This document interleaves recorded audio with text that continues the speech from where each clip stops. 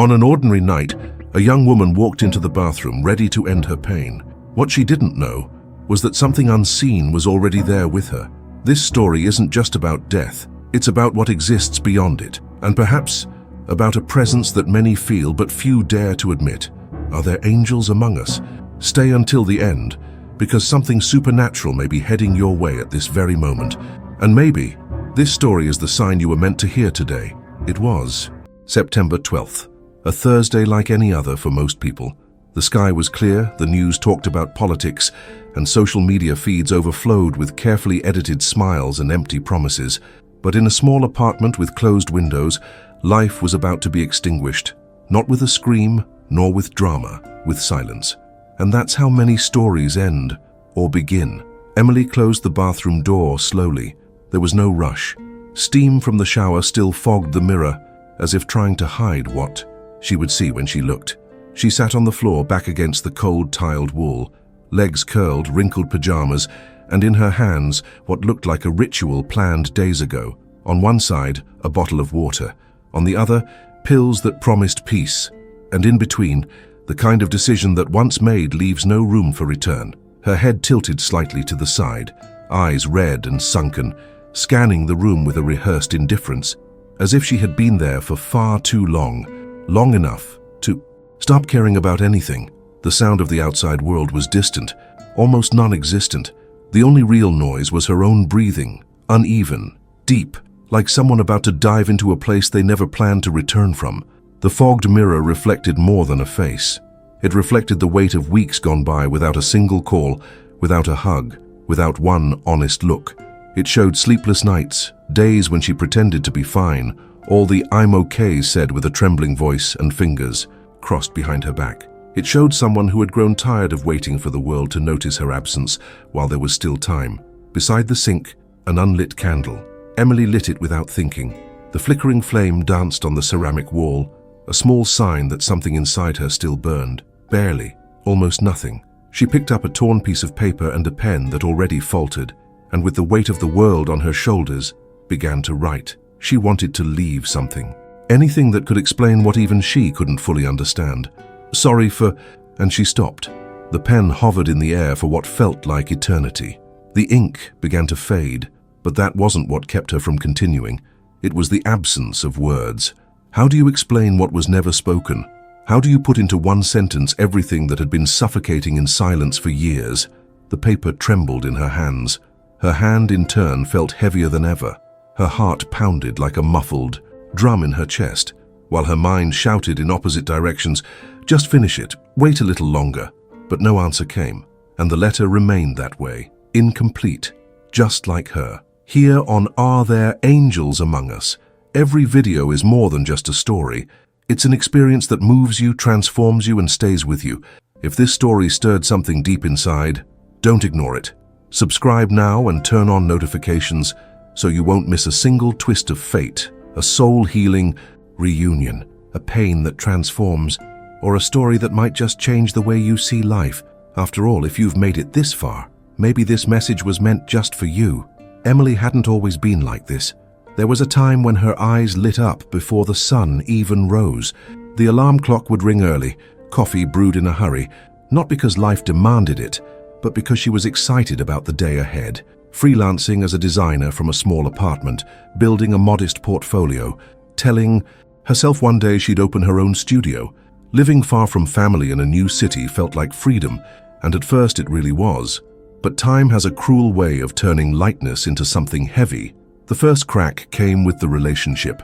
It started with affection and promises like so many do. Then came the criticism dressed as concern, the control masked as protection, the slow unraveling of boundaries under the name of love. Bit by bit, she let go of hobbies, then of friends, then of her own voice. Eventually, she was apologizing for things she didn't even do. Somewhere along the way, she forgot the sound of her own laughter. And when he left, he didn't take any belongings, but he left behind a silence that echoed louder than screams. Not long after, the pregnancy. For a few days, something inside her sparked again. A strange kind of fear, warm, tender, filled with possibility. She caught herself looking up bigger apartments, quietly searching for names, imagining a second chance at life. But the bleeding started one night, just past midnight, and with it went the flicker of light she had only just rediscovered. There was no one to drive her. She went alone, gripping her belly and holding back sobs in the hospital waiting room. No one really looked at her. She left with a hollow body and a soul in pieces, as if she hadn't just lost a baby, but herself. The days after blurred together in autopilot, dirty mugs piling up on her desk, deadlines slipping by, her phone buzzing, less and less. The one steady client who kept the bills paid suddenly ended the contract, citing budget cuts, though the email felt colder than that, like someone trying to quietly walk away from a freelancer who no longer shone. Rent crept up, the fridge emptied. Nights turned from lonely to unbearable. The question stopped being how to live and became why. Old friends drifted. Closer ones replied with half-hearted emojis. Invitations became, "We should hang out sometime." And birthdays came and went without a single message. She felt like she was shouting in a crowded room, while no one even turned their head. This wasn't just sadness, it was a kind of invisibility that eats away from the inside. A silent ache that doesn't bleed, but kills slowly. She tried, in her own way. Made coffee every morning to feel some kind of rhythm, whispered prayers in the dark, watched motivational videos that lasted just long enough until the next rejection notification. Most people never see that getting. Out of bed can be the hardest battle of the day. And while everyone threw around phrases like "be strong" or "it'll pass," the real wound was knowing that none of them ever stayed long enough to find out if it did. Later, in her own words, she'd admit something few are brave enough to say: "Everyone told me to get back up, but no one reached out a hand." And this is where we return to the bathroom. The steam still lingering, the pen about to run out, the note unfinished, because before any ending, there's always a story, and this one still needs to be told. Have you ever felt invisible at some point in your life? If so, share it with us in the comments. I've been through something like this. Might be the beginning of a conversation the world desperately needs. Sometimes all someone needs is to know they're not alone. There was no sound, no blinding light, no cinematic flash of heaven, only an absolute silence, almost sacred, interrupted by one detail. Emily was standing. Slowly, it became clear something wasn't right, or maybe something was finally right. The light in the bathroom looked different, as if the air had been replaced by a thin, glowing mist. Every detail of the room felt both real and unreal, like a lucid dream where you know you've left your body but everything around you still exists. Until her eyes landed on what she never expected to see, herself lying on the floor. She tried to scream, wanted to run. Her mouth opened, but no sound came. Everything in her wanted to return, to shake that body and wake it up, but her hands passed through her own chest like smoke. No more weight, no more pain, no more cold, but no more ground beneath her feet either.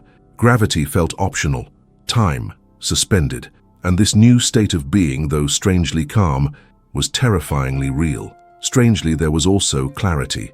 This wasn't a dream, not a hallucination. Her thoughts were sharp, emotions magnified.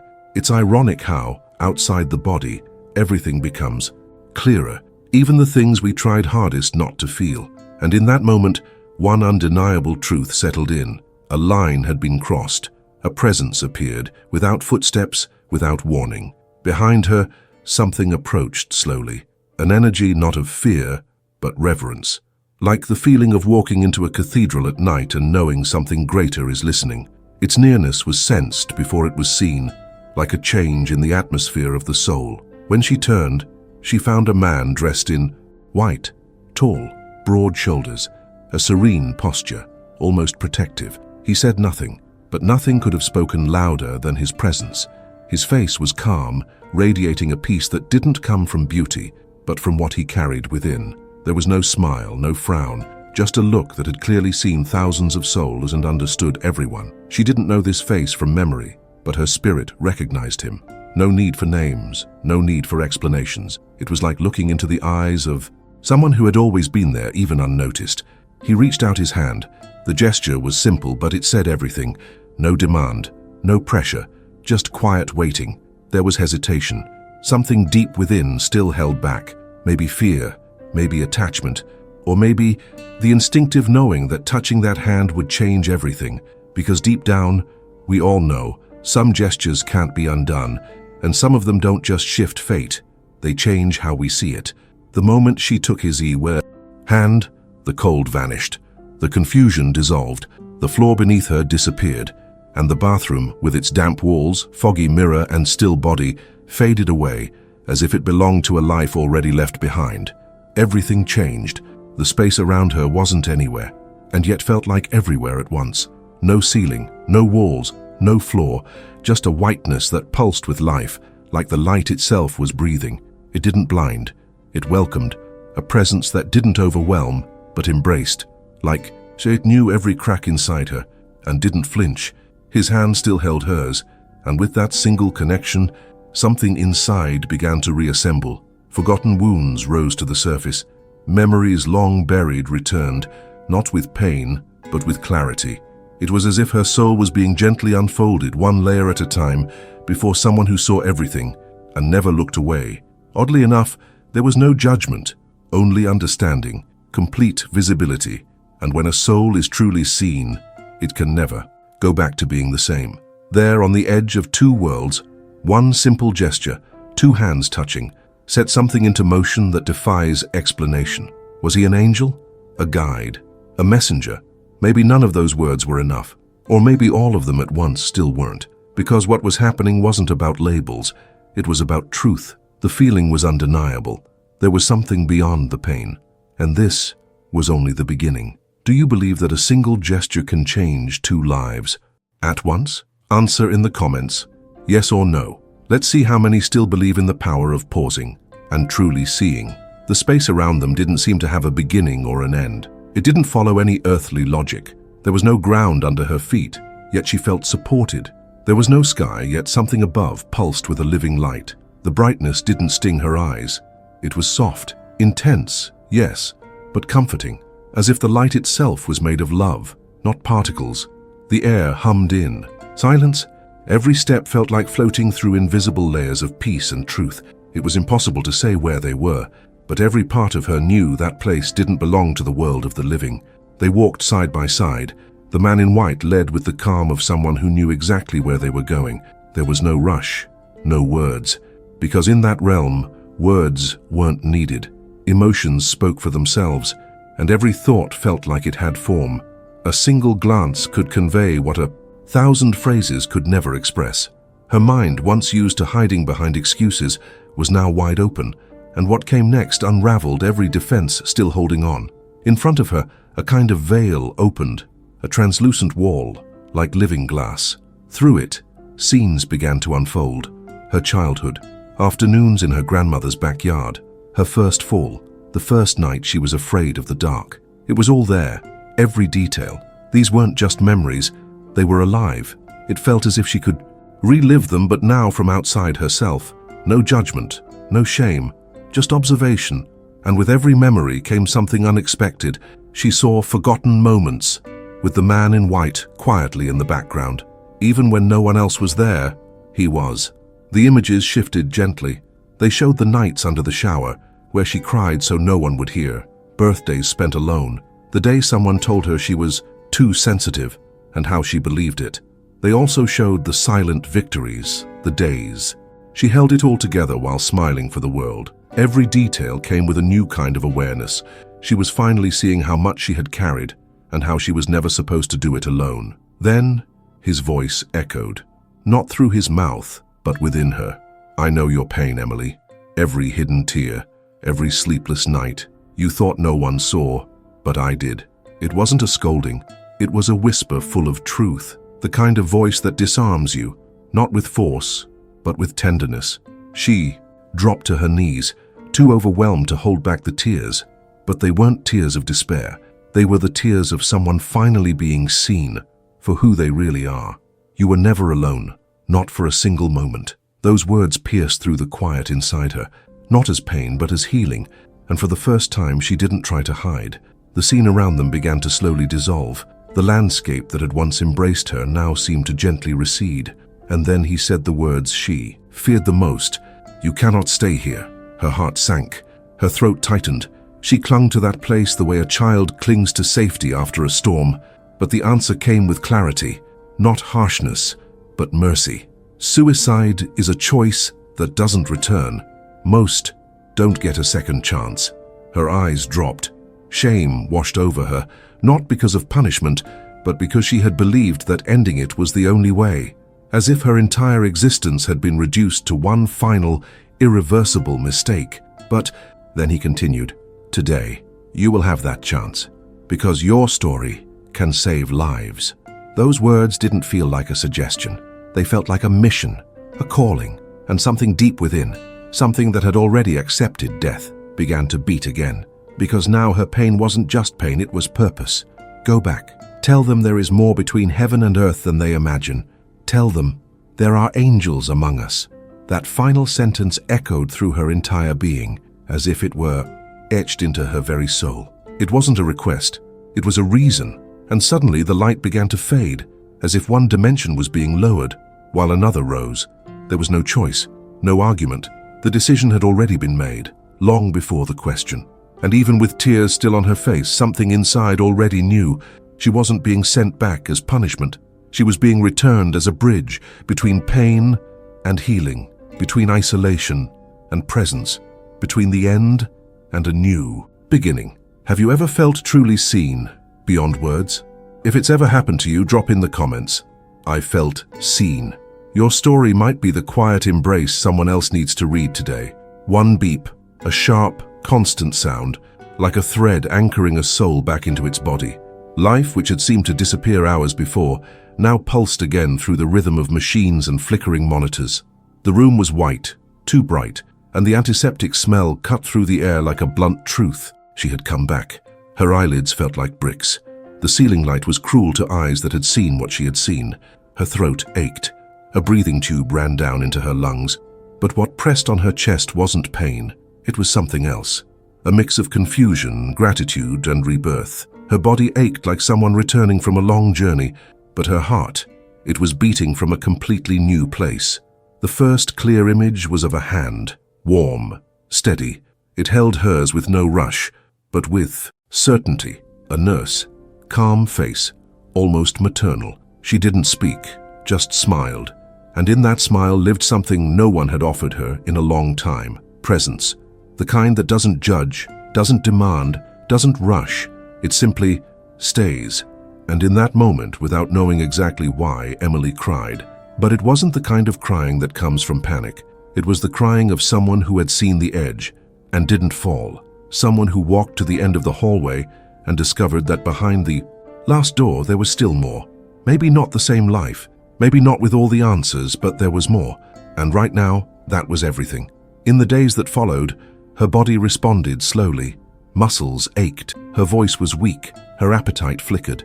But none of that felt as heavy as the wave of memories that returned during the quiet hours of the night. She remembered the candle, the unfinished note, the extended hand, and that voice, heard not through ears, but through the soul. Therapy began as a medical recommendation, but it wasn't until the third session that she finally spoke. The therapist asked if she wanted to start by explaining what had brought her there. Emily, eyes fixed on the plant in the corner of the room, answered in a whisper, "I went all the way, but I didn't stay." The words hung in the air for several long seconds, and in that pause, healing began to breathe a little deeper. Reconnecting with her sister took more courage than expected. They hadn't spoken in months.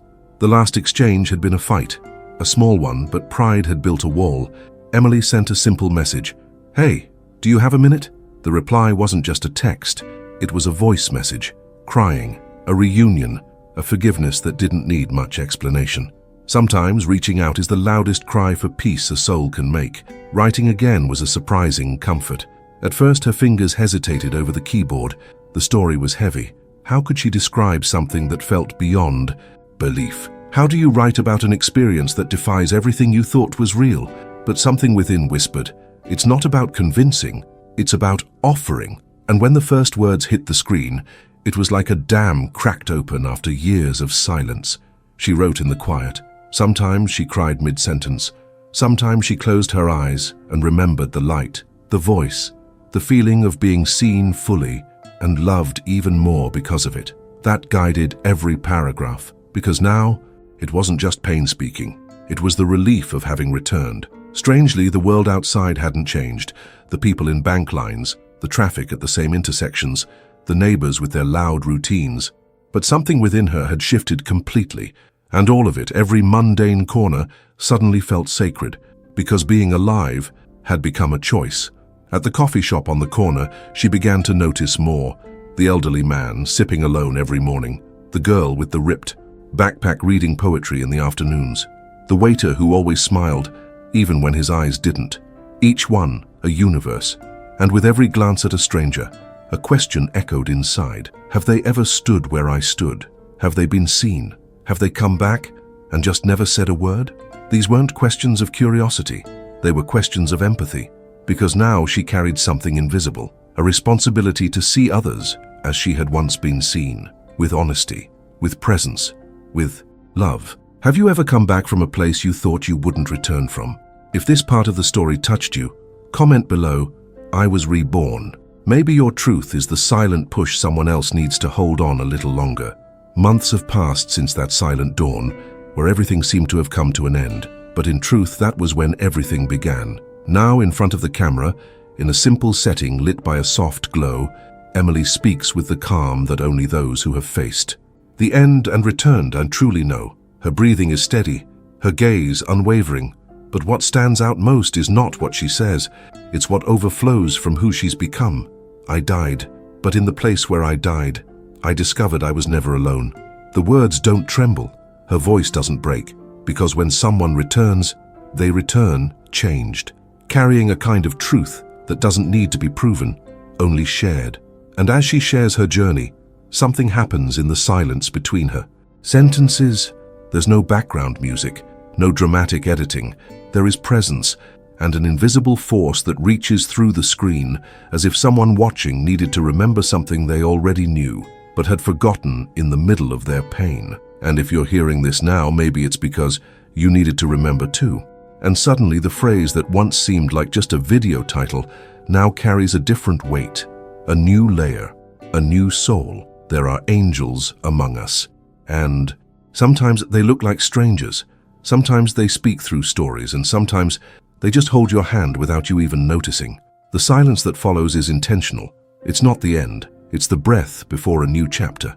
Emily smiles, a light, unhurried smile, a smile that says, I'm alive. But more than that, I'm present. On the wall behind her, drawings made by children from a community project are pinned up. Hearts, wings, words like hope and love. One of those children, weeks earlier, held her hand during a hospital visit and quietly said, "You're like a star that fell from the sky and came back just to light up the ones that had gone dark." And ever since, Emily has carried that as her mission. Not to save the world, but to reignite what the world tried to extinguish. Not every comeback needs applause. Some just need to be heard with an open heart.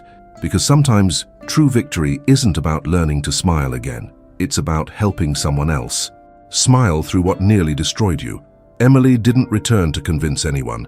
She came back to testify, and her life now isn't filled with big events, but with small miracles. Like the unexpected message from an old college friend who wrote, "You saved me without even knowing," or the silent hug from a mother in the grocery line who only whispered, "Thank you for existing." Those moments don't make headlines, but they make life, because some stories aren't about death, but about new beginnings that bloom where no one thought life could grow.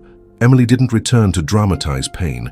She returned to reveal what lies beyond it, because when pain becomes a path, it stops being a prison and becomes a direction. And for those who believe that the invisible also acts, this story is a living reminder that the spiritual isn't just in churches or books. It's in the details, in the silent touch, in the call that comes at just the right moment, in the coffee someone hands you without knowing it meant more than any advice, in the song that starts playing on the radio just when you were thinking of giving up, and sometimes in the story that appears in your feed without explanation. Emily wasn't chosen because she was better. She was saved because her pain echoed in the world and needed to be translated. Now she's simply a bridge between the end and those still with a chance to begin again. This story ends for now, but what it planted will bloom wherever it's needed.